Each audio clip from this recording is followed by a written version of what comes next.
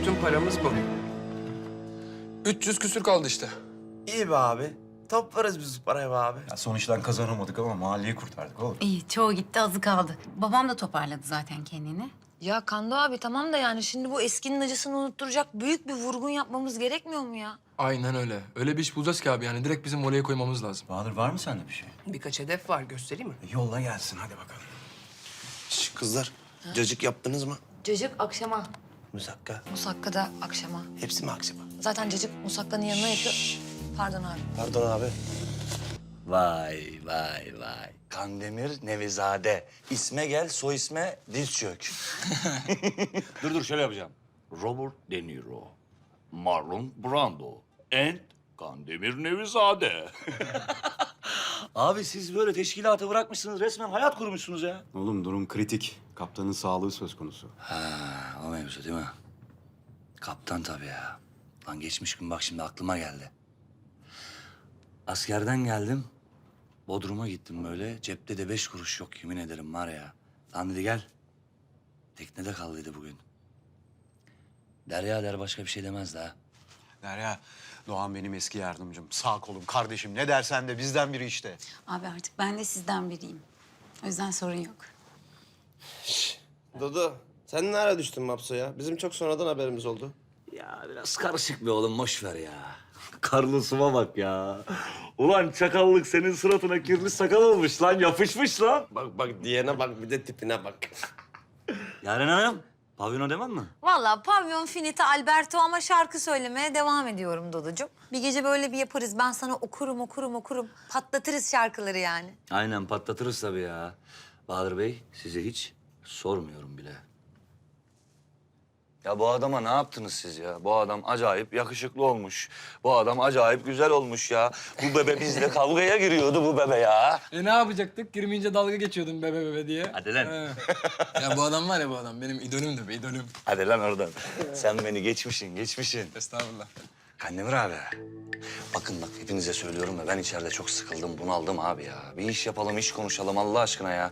Kaptan mevzunu ne yaptınız? Ne kadar para kaldı toplanacak? 300 küsür. Çok bir şey kalmamış be abi. Ya kusura bakmayın ama şu Robin Hood mevzusunu bıraksanız şöyle büyük bir iş patlatsak bu mevzu çözülecek de yok yani ha kimsede bir şey.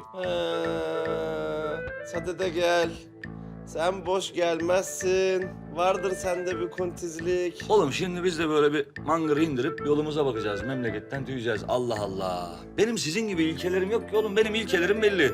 İşte büyüklerimizi sayalım, küçüklerimizi koruyalım. Bu. Hepimizinki öyle canım. Sen bu bizimle görüşmediğin dönemde İskandinav manitacılığa girmiş olabilir misin? Seviyorum. Ne yapayım? Ya Kandemir abi. Bak sizlerden çok özür diliyorum. Sizlerden güzel olmasın. Şöyle anlatayım. Uzun ince, sarı beyaz, ilik gibi bir gen. Adı Saga. İsveç'te beni bekliyor. Hemen böyle Saga dönünce... Abo, Tuncer'i mi gördün sen bize gelmeden önce? Hadi bırak gevezeliği. Bize kimi getirdin onu anlat.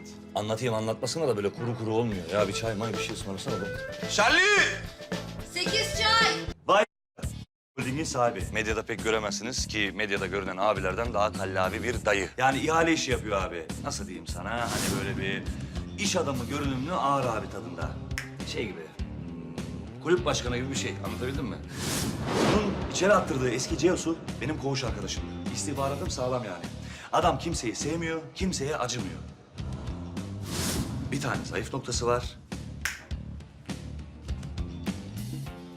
O da kızı Ada.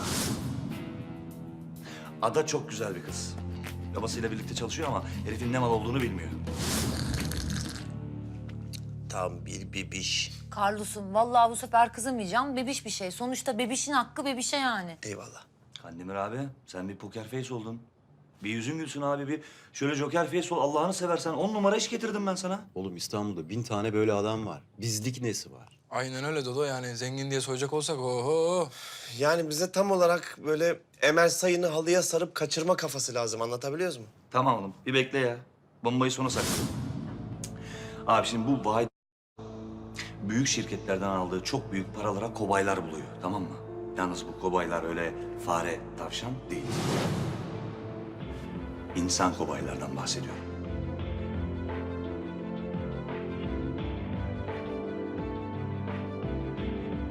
Amerika'da denetim sıkı olduğundan ilaçlar Vahit'e geliyor.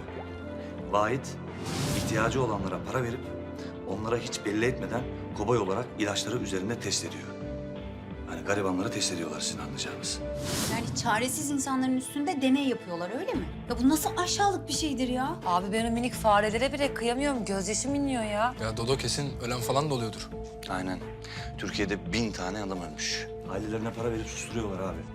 Amerika'da bu ilacın yararlı olduğuna dair bir onay alamadıkları için ne yapıyorlar? Yoksul ülkelere gidiyorlar. İşte Hindistan olsun, Fas olsun, Romanya olsun, Türkiye. Kaçıncı dünya lan bu?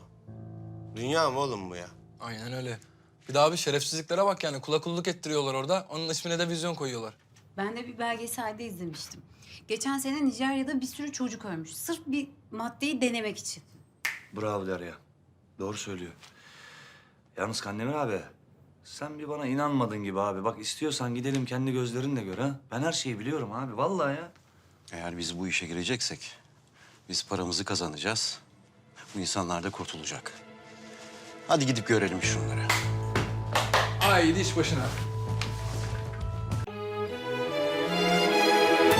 İstanbul, iki yaka, iki kıta. İstanbul, yedi tepe, tepe tepe. İstanbul, içi beni, dışı seni. Ulan İstanbul, sen mi büyük, ben mi büyük?